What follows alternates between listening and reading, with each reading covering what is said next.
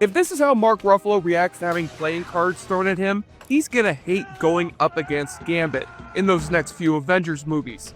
Jesse Shade here for Awfully Good Movies on behalf of the JoBlo YouTube network. And 9 years after we last saw the Four Horsemen help to steal a data chip on behalf of Harry Potter in Now You See Me 2, the Illusionist team led by Zombieland's Jesse Eisenberg and Woody Harrelson is back in business to help steal the world's largest Queen Diamond from a powerful crime syndicate. In Zombieland director Ruben Fleischer's amazingly titled prequel, Now You See Me, Now You Don't. And who would have thought that a high-concept heist movie that is centered around a bunch of magicians would end up being the sleeper hit that it was back in the summer of 2013, in spite of its critical reviews being split right down the middle on Rotten Tomatoes, particularly over its logic-defying twist ending that was shockingly not in the M. Night Shyamalan movie that this beat out at the box office that weekend. So let's see which side of the critical divide our horror expert Tyler Nichols will land on, even though the only horror in this movie is its plot logic, in this abracadabraing episode of Awfully Good Movies.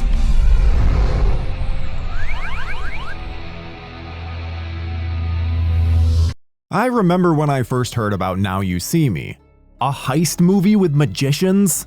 Think of the possibilities. It'd be like Ocean's 11 with even cooler twists and turns. They'd be able to use fun magic tricks to really blow the audience's mind in the same way that a David Blaine could.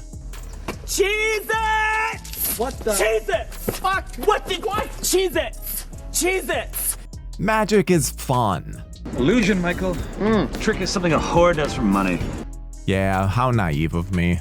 Instead, what we got was a bunch of CGI and no basis in reality. Like seriously, what the hell even is this? But has anyone heard of pulling a hat out of a rabbit? I like to think that the writers were just really big fans of Chris Angel and fully bought into his act. And how they made it to 3 entries in this series is kind of mind-blowing. I guess people really love magicians. What? I don't think I heard you correctly. Did you say magicians? So turn off your brain and let's take a look at how awfully good is Now You See Me. Red dye, palmed. Is that how Jesus did it? That's incredible. So Now You See Me follows a group of magicians who are essentially Robin Hood-like as they perform these massive shows, steal from the rich and give to the poor. At least that's the idea on the surface, even though I'm not sure you can exactly gauge someone being poor as those going to swanky Vegas magic shows. It's a pretty basic concept and can be quite satisfying at times. Each of them has different skills. Atlas is an illusionist, so he does visual gags. Merritt is a mentalist, meaning he hypnotizes people. Henley is an escape artist, and Jack is a pickpocket and asshole?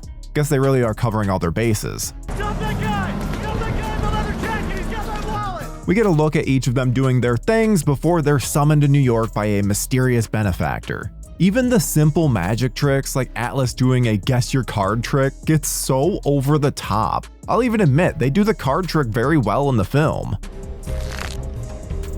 That was too fast. I'll do it again. I don't know about you, but I saw the 7 of diamonds. But then this is the reveal. Excuse me, what? It's even better because he explains it away as him simply bribing the tower electrician.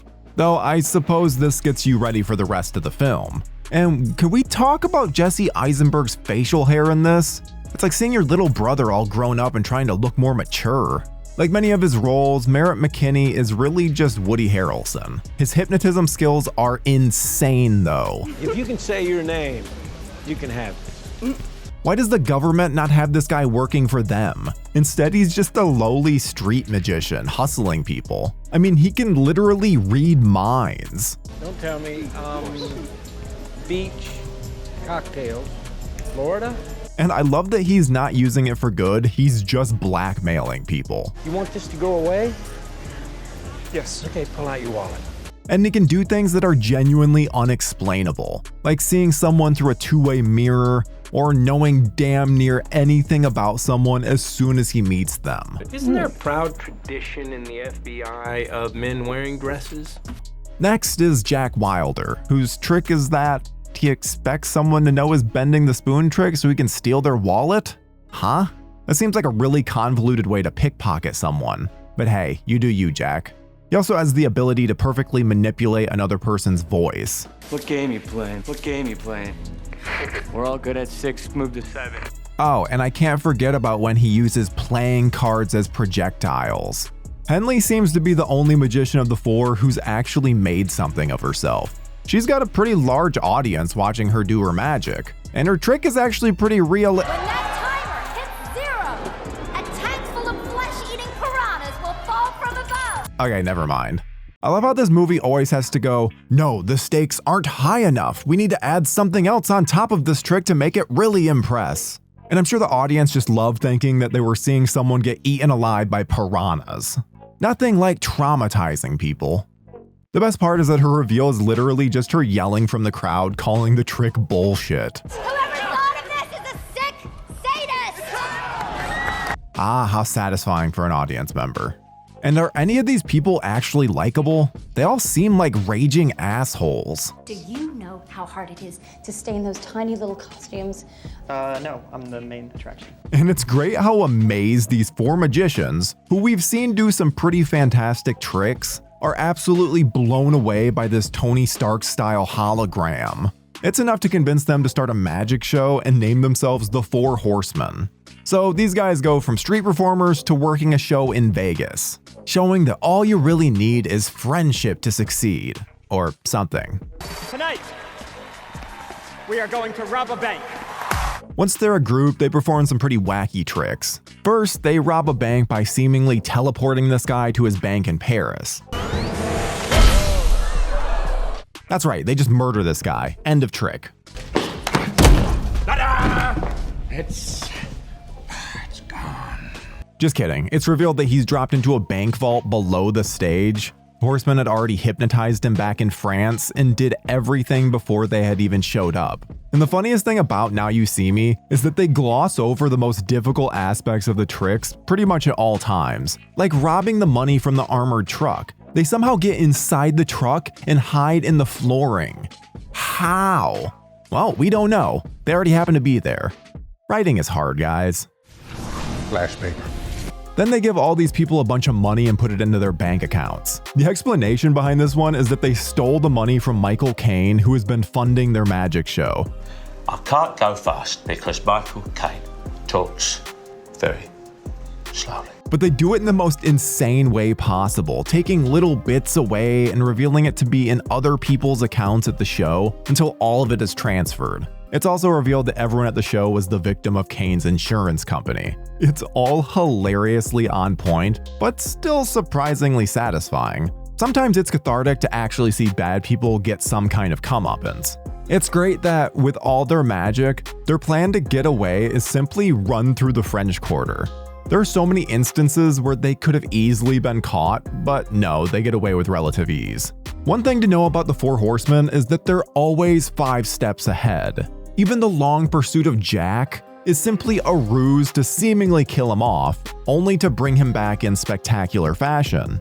It all culminates in this magic trick that should have felt like the ending of Ocean's 11, where it's all a bunch of clever planning and we get the satisfying conclusion of a well thought out plan coming to fruition. Instead, it's CGI silliness where the Horsemen can explode into a bunch of money. And I love that the whole defense that keeps them out of jail for some of the movie is, because if you did, it means that you and the FBI and your friends at Interpol actually believe at an institutional level in magic.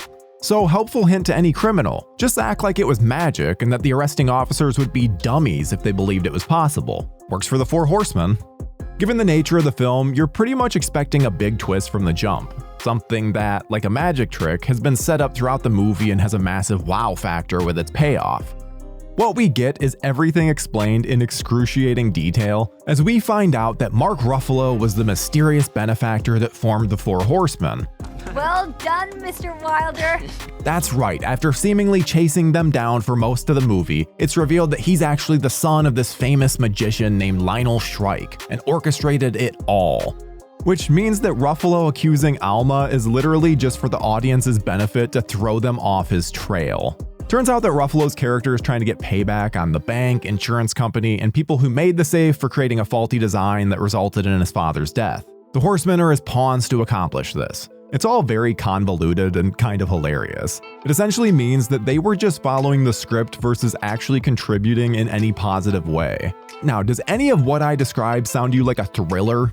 No? Yet somehow, Now You See Me won the People's Choice Award for Favorite Thriller Movie, and was nominated for the same at the Empire Awards, as well as the Saturn Awards. I'm sorry, but what the hell makes this a thriller?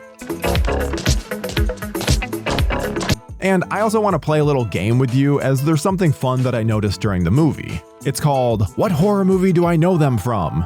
I am the horror guy after all. And there are multiple people throughout the film that get killed in various horror movies. First, there's Atlas's groupie who gets denied by him. You may recognize her as the girl who gets split in half by a tire in The Final Destination. Then there's Mark Ruffalo's cop partner Willie Mears, who you may recognize as the guy hooked to chains in Saw 3.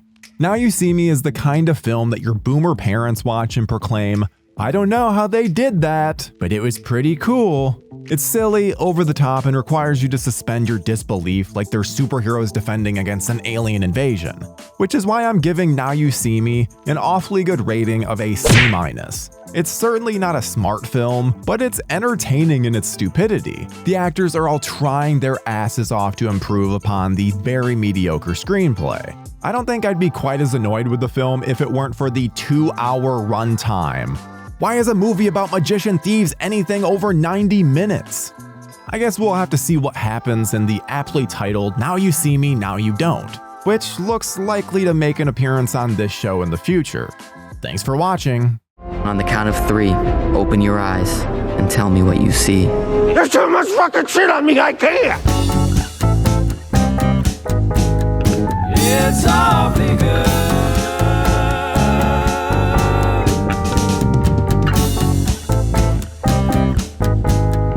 It's awfully good.